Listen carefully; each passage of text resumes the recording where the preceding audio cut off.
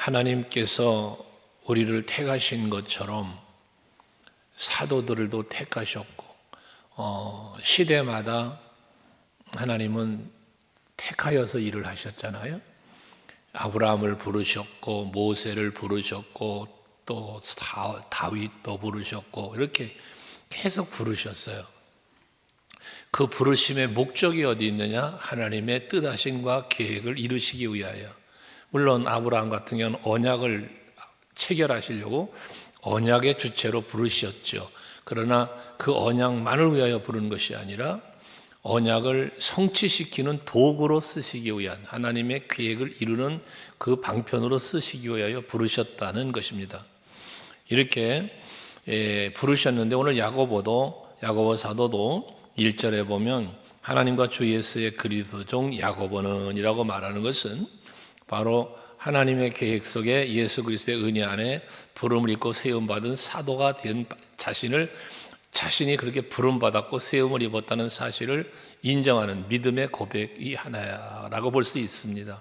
이것처럼 그러면 하나님께서는 사도들만 선지자들만 하나님 부르셨느냐? 아니요. 여러분들도 하나님이 부르셨다는 사실을 믿으셔야 합니다. 그래야 내가 하나님의 사람이 돼요. 나는 하나님께 부름받은 사람이고 하나님께 나는 세움받은 사람이다. 여러분이 받은 바 직분도 교회가 준 게 아니라 하나님이 주신 거예요. 이 사실을 여러분이 믿을 때에 그 믿음이 여러분들 자신을 더 신실한 믿음의 사람으로 살게 하고 또 그리스도의 몸된 교회에서도 충성할 수 있게 만드는 것이거든요. 그러면서 이 야고보 사도는 흩어져 있는 12지파에게 문안한다라고 서신을 시작해요. 이 흩어져 있는 12지파라는 것은 물론 각 지파별로 기업이 있어서 그 기업을 분배하여 지역별로 사는 것을 의미하기도 하지만 여기 흩어진 이 12지파는 핍박 때문에 당시의 초대교회는 핍박이 심했잖아요. 그래서 그 핍박을 피하여 도망간 그 흩어져 있는 유대인들, 즉 디아스포라라고 말하는 그 유대인들이에요. 때로는 강제로 끌려간 사람들도 있고 했죠.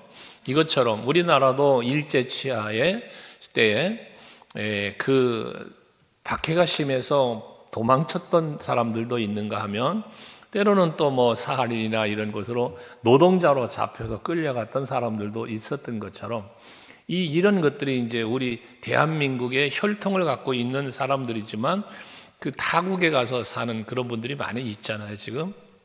지금까지도 있는데 바로 그런 사람들의 흩어져 있는 유대인들 디아스포라를 향하여 말씀을 하고 있다는 것이죠. 근데 그들을 향해서 2절에 보면 내 형제들아 라고 그들을 부르고 있어요. 사는 곳은 달라도 비록 도망자의 상황에 처해 있거나 아니면 강제로 끌려갔거나 어디가 있든지 간에 그들은 그리스도 안에서 한 형제, 한 지체가 되었다는 사실을 말씀해 주고 있는 것입니다. 저와 여러분들이 사는 곳은 달라도 각 가정별로 사는 곳은 달라도 또 내가 주어진 직분과 사명을 감당하는 일에 있어서 서로가 맡겨진 그 분야가 달라도 우리는 예수 안에서 한 몸이 되었다. 하나라는 사실을 우리 스스로는 알아야 하고 또 그 사실을 서로에게 인정을 해 주어야 합니다.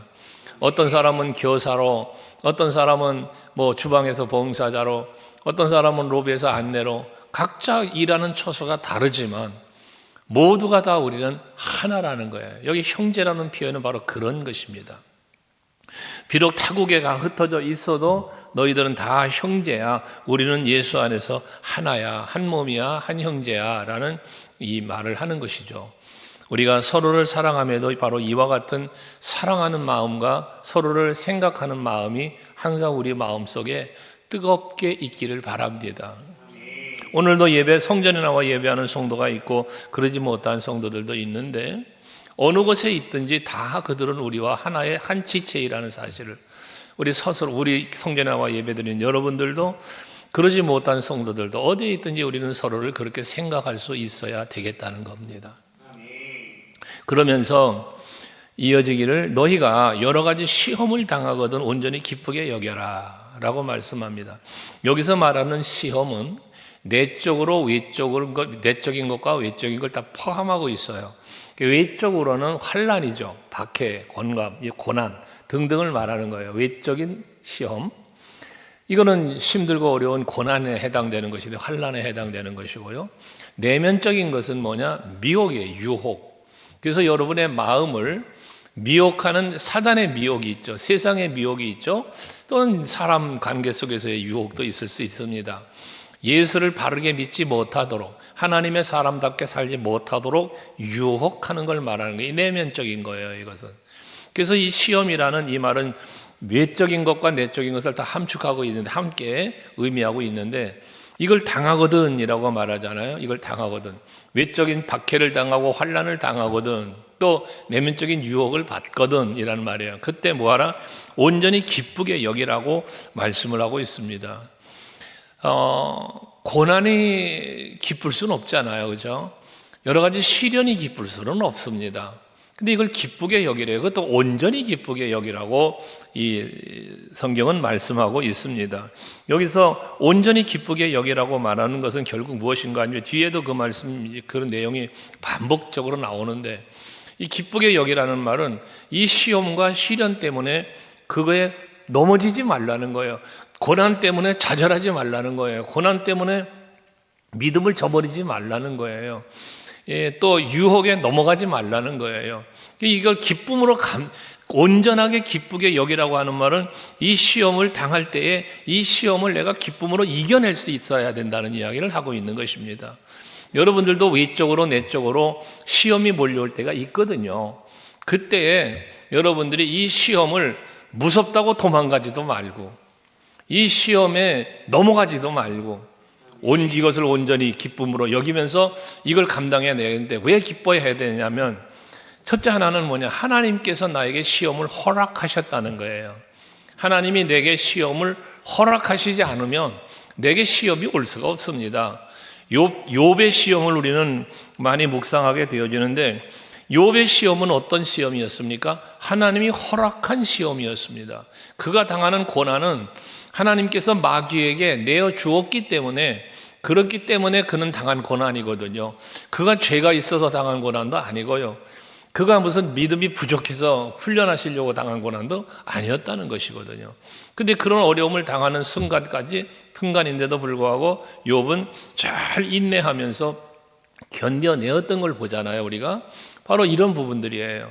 그래서 여러분들도 외적이든 내적이든 시험이 여러분에게 몰려올 때에 그 시험으로 인하여 여러분 자신을 괴롭고 낙심하지 말고 절망하지 말고 잘 기쁨으로 감당해. 하나님이 나를 믿기 때문에 내게 주신 시험이라는 생각. 내가 이 시험을 하나님은 이겨낼 줄로 믿으시는가 보다. 그러니까 하나님이 나에게 이런 시험도 허락하셨겠지. 이 마음을 갖고 여러분들이 기쁨으로 감당할 수 있길 바란다는 거예요. 3절은 시련을 말합니다. 이는 너희 믿음의 시련이 인내를 만들어내는 줄 너희가 알미라 그랬어요. 그러니까 이러니까 기뻐하라는 거거든요. 근데 여기서 말하는 거는 시험이 아니라 시련을 말하고 있는데, 이 시련은 뭐냐 하면 외적인 거예요. 이게 시련은. 그래서 이 시련은 뭐라고 할까, 좀 이렇게 연단이라고 표현하는 것이 이해가 빠를 수 있는데, 단련 뭐 이런 표현.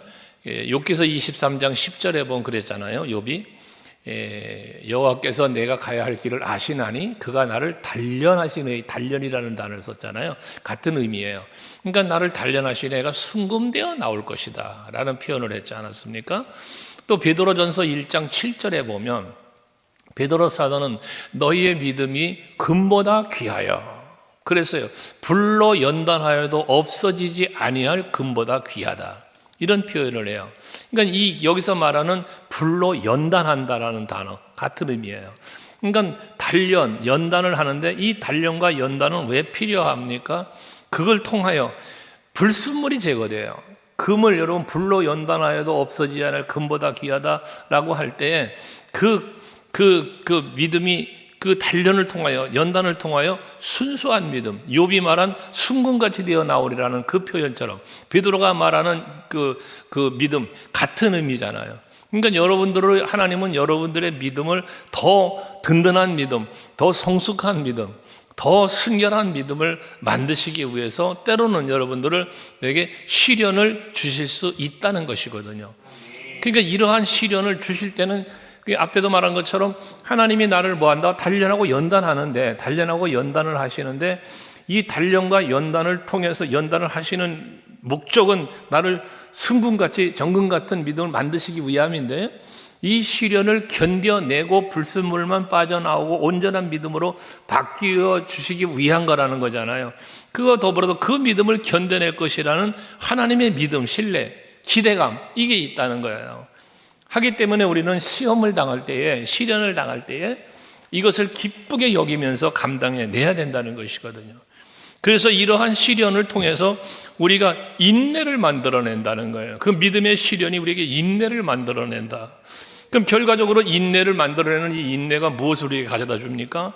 우리가 믿음을 지키기 위해 당하는 많은 시련과 시험들을 이기고 견뎌내면서 생겨지는 믿음이 무슨 믿음이든 하나님을 기쁘시게 하는 믿음이고, 결과적으로 그 믿음이 우리로 하여금 하나님의 나라에 이르게 하는 하나의 도구가 되어지는 거잖아요. 그 믿음이 내 삶의 현장엔 그 성숙한 믿음과 온전한 믿음 때문에 하나님을 기쁘시게 되는 것만큼 내게는 복된 일들이 일어나는 거잖아요. 그러니까 이러한 시험과 시련을 기쁨으로 감당해라는 이야기거든요. 그러면서 4절도 말하죠. 인내를 온전히 이루어라. 인내를 온전히 이루어라 라고 말하는데, 이 온전히 이룬다는 것은 견디라는 거예요. 이기라는 거예요. 이게 곧 온전히 이루라는 것이거든요. 그러니까 인내하는데, 앞에 말했죠. 시련은 인내를 만들어낸다고. 근데 이 시련은 무슨 시련? 믿음의 시련 그랬지 않았어요? 그래서 시험과 시련을 통해서 내 믿음을 만들어 가시는데, 하나님이 그 시험을 만들어 가는데 거기 필요한 게 뭐라고 해서 인내라고 그랬잖아요. 그러니까 이 인내를 온전히 이루어라 라고 하는 것은 하나님이 나를 단련하시고 연단하시는 이 믿음을 단련하시는 거니까 그 믿음을 잘 견뎌내라. 그 시련을 잘 이겨내라 라는 말이에요. 그게 온전하다는 말을 하는 거거든요. 여러분의 믿음이 그런 온전한 믿음이 될 수 있기를 바랍니다. 그럼 우리가 온전한 믿음이 되려니까 뭐가 필요한가? 디모데후서 3장 16절 17절에서 말씀하잖아요. 17절에서 말하는데 하나님의 말씀이 우리를 온전하게 만든다는 거예요.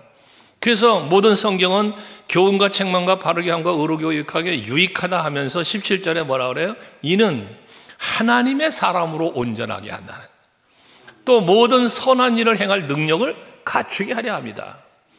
결과적인 건 뭐냐면 하나님의 말씀을 통해서 그 말씀이 내게 믿어지게 하시는데, 그 믿어지게 하심으로 내가 온전한 사람이 되는데, 그럼 오늘 본문으로 와서 인내를 온전히 이루려면 어떻게 해야 된다? 온전한 믿음의 사람이 되려니까 말씀으로 내가 무장되어야 되는 거거든요. 하나님은 그럼 나를 시험과 시련의 방법을 뭐로 쓰느냐? 말씀으로 쓰는 거예요. 말씀으로. 아브라함에게 너는 고향과 친척과 아버지 집을 떠나라고 말씀하시잖아요. 이때 말씀을 하시면서 뭐 합니까? 그러면 내가 너로 큰 민족을 이루게 해줄게. 모든 민족에게 복의 근원이 되게 해줄게. 떠나라는 명령과 축복을 약속하시는 거 아닙니까?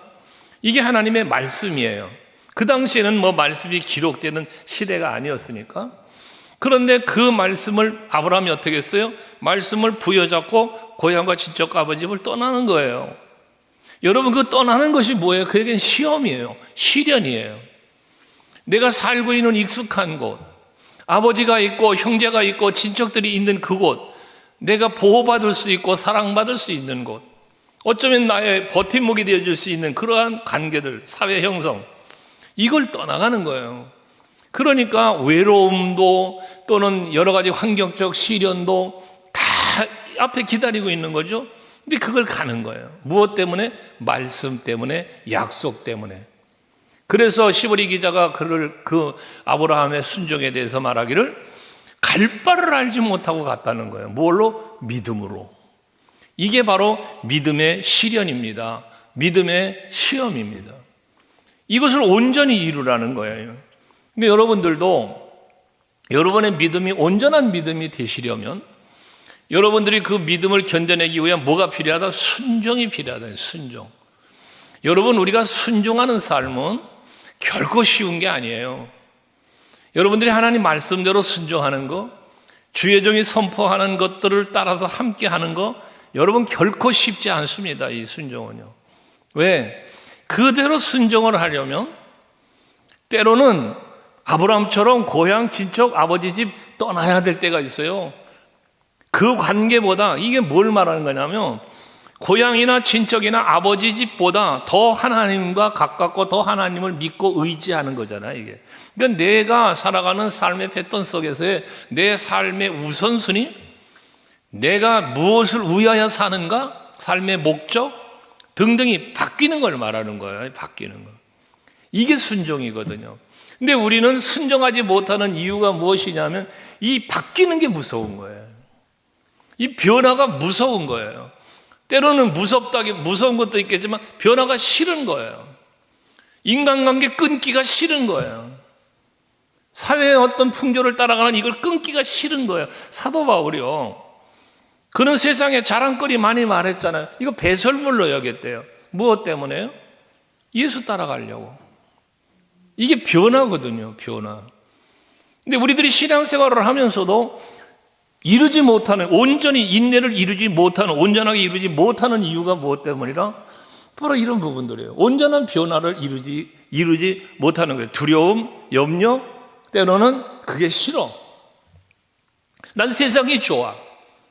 난 사람이 좋아. 저 사람이 좋아. 그러니까 이 사람하고 관계가 끊어지기가 싫어. 그러니까 사람 따라가, 환경 따라가, 일 따라가, 여러분 세상 즐거움을 따라가는 거 아니에요? 우리는 주 예수보다 귀한 것은 없다는 고백을 해요. 맞아요. 그 마음을 갖고 있어요, 우리가. 하지만 주 예수보다 귀한 것이 없다는 사실을 알고 있어요.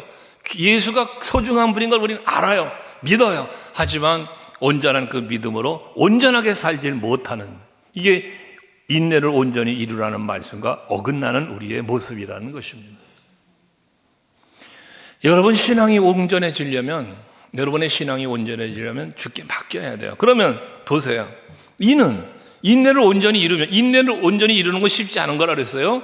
이 인내를 온전히 이루기 위해서는 절대적 순종이 필요한 거라 그랬어요. 하나님의 뜻을 따라가는, 이게 절대적으로 필요한 거예요. 거기에 시련과 시험이 닥쳐도 이걸 내가 인내하면서, 믿음의 시련은 인내를 이룬다고 그랬잖아요. 그 인내를 온전히 이루라고 그랬으니까 이기고 견디고 그거라고 했잖아요. 이거 하려면 온전한 순종이 돼야 되는데 그러지 못한단 말이거든요. 그런데 온전한 순종을 이루면, 인내를 온전히 이루면, 이는 너희로 온전하고 구비하여 조금도 부족함이 없게 하려 합니다 그러셨어요. 그러니까 여러분들에게 부족함이 없도록 하나님께서는 채우시는 방편 통로를 무엇으로 삼으셨느냐? 믿음으로, 순종으로, 연단, 시련과 시험으로 이 인내를 온전히 이루면서 이긴 자에게요. 요한계시록 말하는 거잖아요. 이긴 그에게는, 이기는 자에게는 뭐에? 생명의 간을 준다. 이기는 자에게는 하나님께서 그 놀라운 언약과 축복을 주신다는 거예요. 이게 계속 이기는 자에게 준 약속이 소아시아 7교회를 향하여 계속 선포되는 거잖아요. 여러분 인내를 온전히 이루는 신앙생활 할 수 있길 바랍니다. 그러려면 여러분 정말 하지 말아야 될 게 무엇인가? 세상과 타협하면 안 됩니다. 사람과의 관계를 타협하면 안 됩니다. 그러면 여러분 인내를 온전히 이룰 수 없어요. 그래서 결과적으로는 성숙한 그리스도인의 모습으로 온전한 믿음의 사람을 살지 못하는 거예요. 그러니까 늘 부족한 거예요. 늘 부족한 거예요. 만족이 없는 거예요. 기쁨이 없는 거예요. 감사가 없는 거예요. 여러분들이 정말 진정한 행복과 부족함이 없는 삶을 살아가려면 오직 예수로만 살아야 돼요. 오직 여호와로 살아야 되는 거예요. 시편 23편 1편에 말하잖아요. 여호와가 내 목자시니 내게 부족함이 없으리로다. 여호와께서 나의 모든 걸 지키시고 채우시고 베푸시는 은혜가 있으니 어찌 부족함이 있겠어요. 때를 따라 푸른 초장으로, 때를 따라 쉴만한 물가로, 어느 때는 우리 안에 가두시기도 하지만 때로는 방목도 하시죠. 모든 필요를 채우시는 그 목자 되신 여호와를 말씀하는 거 아닙니까? 다윗은 목자의 모습을 알아요. 양과 목자의 관계를 하기 때문에 그렇게 고백을 한 거지 않습니까? 여러분들, 세상이 나의 필요를 채워줄 거라고 믿지 마세요. 사람이 나의 필요를 충족시킬 것이라고 믿지 마세요. 그게 여러분 내면적인 유혹이에요. 여러분의 필요를 채워주시는 분은 여호와 하나님이십니다. 이게 마태복음 6장에서 말하잖아요. 너희는 무엇을 먹을까, 무엇을 마실까, 무엇을 입을까, 아무것도 염려하지 말라는 거예요. 그러면서 마태복음 6장 32절 말씀에 보면 너희에게 무엇이 있어야 할 줄 하나님은 다 아시느니라. 하나님 다 아신다는 거예요. 무엇이 필요한지 하나님 다 아신다는 의미가 무엇입니까? 아신다는 것은 아시니까 필요할 때 채워주신다는 약속이기도 하잖아요. 그래서 이 무엇을 먹을까 마실까 이거는 이방 사람들이 구하는 거라잖아요. 이 세상 사람들이 찾는 거란 말이에요. 하지만 우리 온전한 믿음의 사람, 오직 예수를 믿는 믿음의 사람은 이것들로 염려하지 말아야 돼요. 왜? 하나님이 다 아시니까. 아신다는 건 내가 필요할 때 채워주고, 입어야 할 때 입혀주시고, 먹어야 할 때 먹여주시고, 마셔야 할 땐 마시게 해주시는 분. 이 출애굽의 여정에서도 다 보여주셨지 않았습니까? 그러면서 신명기 11장에는 14절이죠. 신명기 11장 14절에 보면 하나님께서 주시는 약속 아닙니까? 이른 비와 늦은 비를 적당할 때 주신다잖아요. 이른 비가 내려야 할 땐 이른 비를 주시는 거예요. 늦은 비가 내려야 할 땐 늦은 비를 주시는 거예요. 어느 때에든지 그 때를 따라 돕는 하나님의 은혜가 너희에게 임하게 해 주실 거라는 거예요. 그래서 결과적인 건 뭐예요? 너희가 곡식과 포도주와 기름을 얻을 것이요 그러잖아요. 여기 곡식, 포도주, 여러분 기름, 살아가는 데 필요한 것들이잖아요. 이거 하나님이 주신다는 거예요. 어떻게 할 때? 오직 여호와를 바라볼 때예요. 그래서 아까 마태복음 6장 32절을 보았지만 33절에 뭐라고 말합니까? 너희는 먼저 그의 나라와 그의 의를 구해라. 그러면 이 모든 것을 너희에게 더하시리라. 이 모든 것이 뭐예요? 무엇을 먹을지 마실지 입을지 그 모든 것이에요. 내가 먼저 삶의 우선순위예요. 내 삶의 우선순위가 여호와께 향하고 있을 때에 그것이 결과적으로 그 믿음이 순종을 이루게 되어지고 인내를 온전하게 이루게 되어지는 결과가 뭐예요? 이 모든 것을 너에게 더하시리라. 더하신다는 게 부족함이 없도록, 오늘 보면 4절에 말하는 것처럼 조금도 부족함이 없게 하려 하시는 하나님의 은혜가 그때 임한다는 거예요. 여러분 삶의 우선순위를 분명히 알고 정하고 사시는 여러분 되시기 바라요. 2024년 이 새해에 지금까지 살아왔던 타성해졌는 습관해졌는 신앙생활이 아니라 뭔가 새롭게 변화되어지는, 달라지는 변화.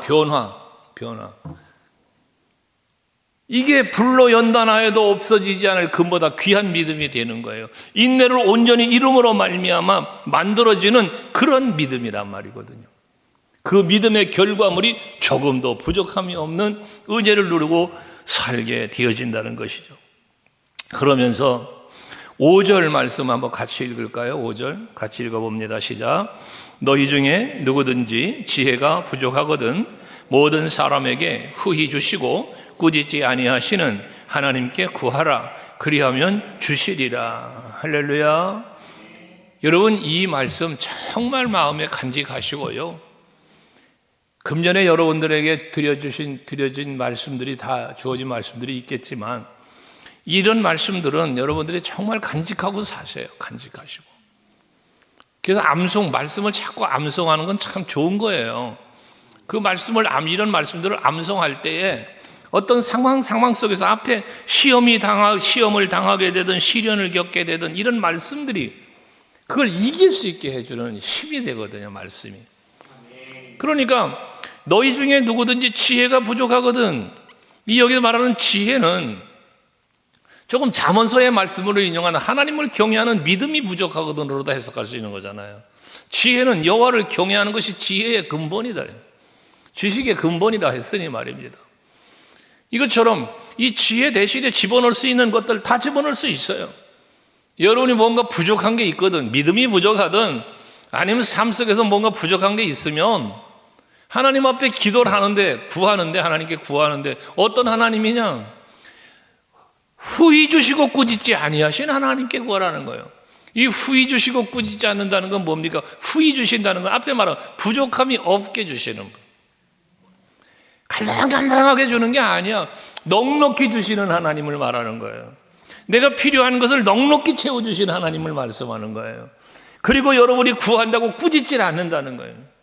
오히려 하나님을 찾아 구하는 여러분을 하나님은 기뻐해요.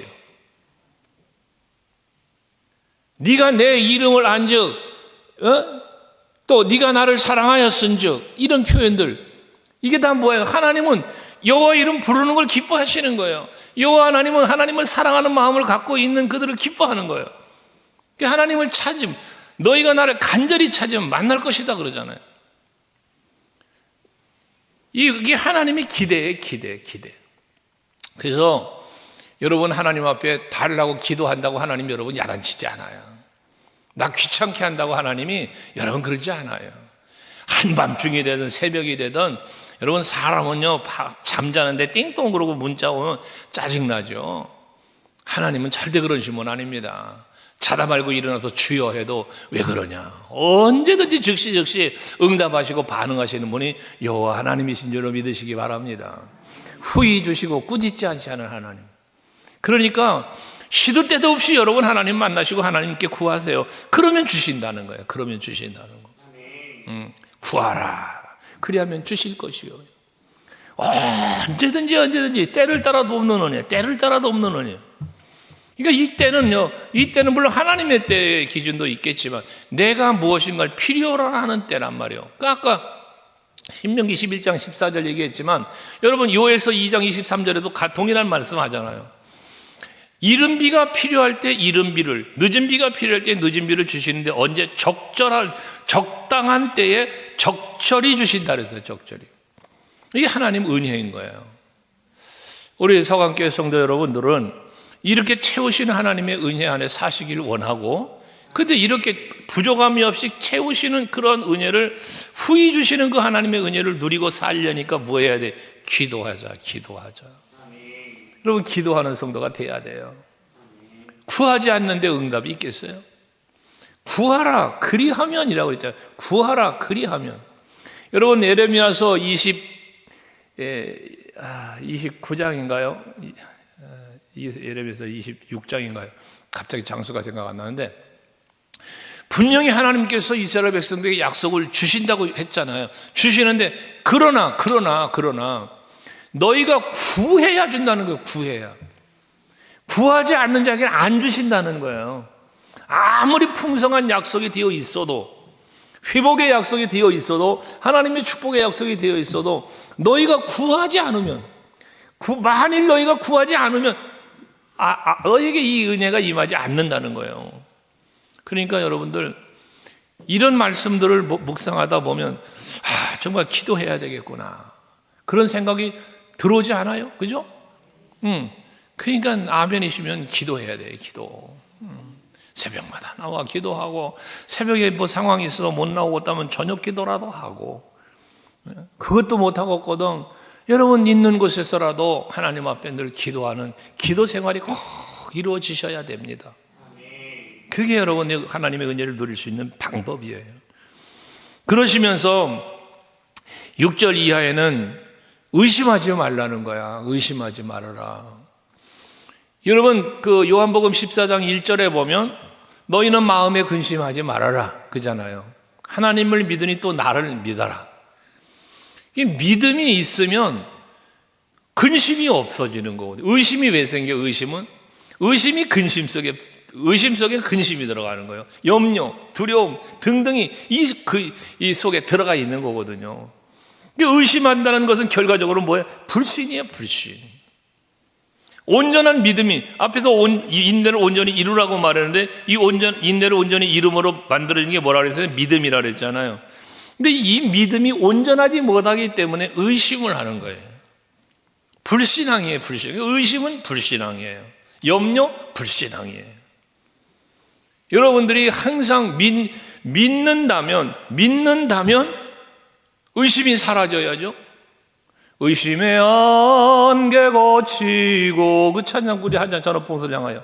의심의 안개가 거쳐지는 것은요, 온전한 믿음과 소망으로 하나님 나라 바라볼 때 가능한 거예요. 근데 이 의심이 사라지질 않아. 날마다 의심을 해, 염려해, 걱정해. 이거 여러분 믿음이 없는 연고예요. 믿음이 없는 연고.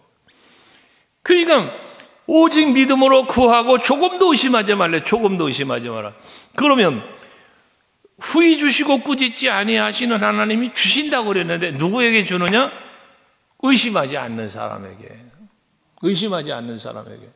밤새도록 기도했어. 목이 쉬어 터지도록 쫙 부르짖고 기도했어.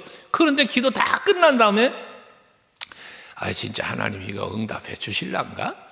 이러고 의심하는 순간 지금까지 그렇게 뜨겁게 부르짖고 기도했던 기도는 한순간 지워지는 거예요. 한순간 지워지는 거예요. 여러분, 의심이 그렇게 여러분들을 허무하게 만드는 거예요. 의심은요. 그러잖아. 그래서 의심하지 말라 하면서, 의심하는 자는 마치 바람에 밀려 요동하는 바닷물결 같다.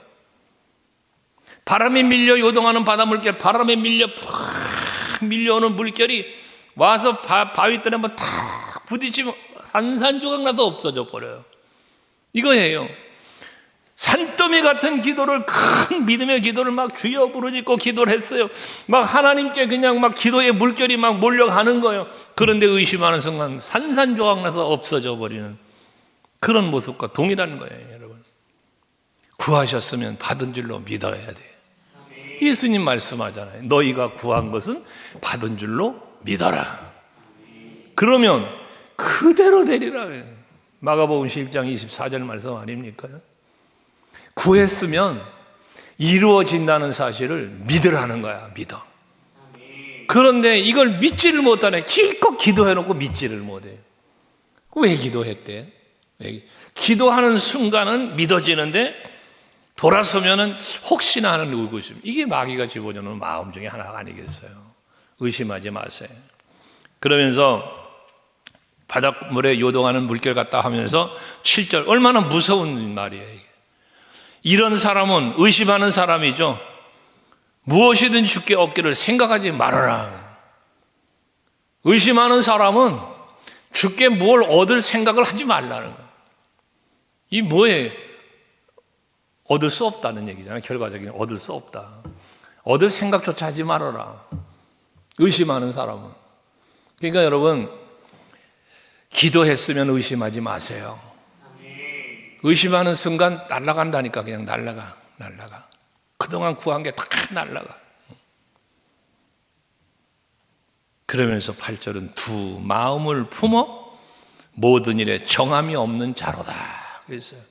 의심하는 사람을 일컬어 두 마음을 품었다라고 말씀해요. 두 마음을 품었다. 한 마음은 하나님을 믿고 찾고 기도하는 마음이야. 근데 한 마음은 이걸 응답해 주실지 않을 거라고 의심하는 마음이 두 마음이에요. 두 마음. 인간은 누구에게나 두 마음이 있어요. 두 마음이. 그런데 여러분 말했지만 이 두 마음 중에 어느 한쪽 마음이 강하게 돼 있어요. 어느 한쪽이 꼭 이겨요. 절대 평등한 관계는 없어요. 이 마음, 우리 속의 두 마음은 어느 한쪽이 51대 49가 되더라도 어느 한쪽이 꼭 이기게 돼 있거든요. 근데 그 이기는 마음이 무슨 마음? 온전한 믿음, 온전한 믿음. 오직 여호와를 바라보고 오직 예수를 믿는 그 믿음의 마음. 이 성령에 이끌리는 마음. 이 마음이 이기는 여러분들이 되시자는 거죠. 그러면 여러분들은 이기는 신앙생활을 하는 거예요. 그 성경이 말하잖아요. 그리스도 예수로 말미암아, 고린도전서 15장 57절이잖아. 그리스도 예수로 말미암아 이김을 주신 하나님께 감사한다. 그러니까 우리가 이길 수 있는 힘은요, 그리스도 예수로 말미암아 이기는 거예요. 내 힘, 내 능력, 내 지혜, 여러분 이가 아니에요. 여러분들에게 이김을 주시는 이가 누구라고? 그리스도 예수예요. 그러니까 우리가 이기는 삶을 살라니까 예수가 내 안에 계셔야 되는 거예요. 이 예수의 이름을 그래서 우리는 부르고 기도하는 거예요. 기도도. 거기에 응답이 있고 거기에 은혜가 있는 것이거든요. 또 우리를 사랑하시는 이로 말미암아 우리가 넉넉히 이긴다고 로마서 8장 37절도 말하잖아요. 우리를 사랑하시는 이가 누군데? 하나님. 우리를 사랑하시는 예수, 그 십자가까지 지신 분, 그분으로 말미암아 우리는 이기는 거예요. 그러니까 여러분들이 신앙생활을, 이기는 신앙생활을 하려면 여기 인내를 온전히 이루고 시련과 시험을 기쁘게 여기고 인내하면서 온전하게 승리하는 신앙생활을 하려면 방법 없어요. 예수의 이름 의지하는 수밖에. 오직 영화를 바라보는 수밖에. 이게 주만 바라봅니다. 거기에 승리, 거기에 형통이 다 있었던 것처럼 2024년 이 한 해 동안에 여러분 두 마음이 있어요. 우리 모두 아까 말한 것처럼 두 마음이 있는데, 전적으로 하나님을 신뢰하고 전적으로 성령의 지배를 받고 이끌림을 받는 내 마음, 악의 영의 미혹과 세상의 유혹을 따라가고자 하는 내 마음이 있는데, 이 두 개의 마음이 내 자아가 내 안에서 싸울 때예요. 오호라 공부하는 사람이라다 바울의 고백처럼 내 안에서 싸울 때예요. 바울의 그 고백이 얼마나 멋진 고백이에요. 내가 내 마음이 두 안에서 싸우고 있다는 사실을 발견하는 마음. 이 발견할 때는, 발견하는 사람은 절대 마귀한테 안 져요. 마귀가 미혹할 때, 이거 마귀가 나를 또 유혹하는구나. 이 세상이 나를 또 내 마음을 뺏으려고 그러는구나. 이 세상의 즐거움이 내 발걸음을 자꾸 끌고 가려고 그러는구나. 이걸 깨달으면 안 따라간다니까, 이게. 근데 깨닫질 못하니까 지금 이 길을 가면 안 돼. 멸망의 길인데 하나님이 기뻐하시고 마귀가 기뻐하고 박수 칠 텐데 그걸 가는 거예요. 깨닫질 못하니까. 이게 영적인 감각이, 영성이 무뎌진 사람들의 모습인 거라는 말이에요. 교회 오래 다니는 게 믿음 좋은 게 아니에요. 기도 많이 하는 사람만이 믿음 좋은 게 아니라니까요. 순간순간 그 사단의 유혹과 세상의 유혹을 발견하고 깨달을 수 있는 사람, 이 깨어있는 영성의 사람이에요. 이게 진정한 성숙한 믿음이고 인내를 온전히 이룬 그러한 믿음의 사람의 모습인 거라고 말씀입니다. 오늘 예배하는 여러분들에게는 분명한 것은 시험과 시련이 닥쳐온다는 것.